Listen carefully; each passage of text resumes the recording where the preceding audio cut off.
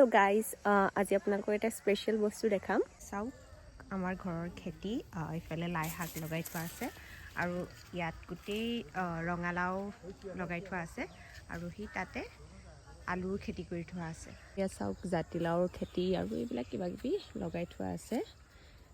আচলতে খেতি বিষয়টো মোৰ খুবেই প্ৰিয় হয়। অৱশ্যে এইবিলাক খেতি এইবাৰ মা আৰু পাপাইহে কৰিছে, মই আগতে কৰোঁ, এইবাৰ সময়ো পোৱা নাই।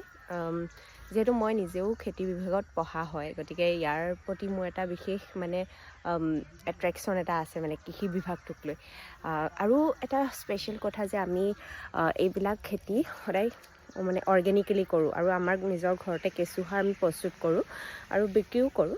আৰু সেইকাৰণে আই ৰিয়েলি ফিল হেপ্পী ডেট মই এটলিষ্ট জৈৱিকভাৱে উৎপাদন কৰা পাচলি খাই আছোঁ আৰু নিজকে হেল্ডি বুলি ভাবোঁ আৰু।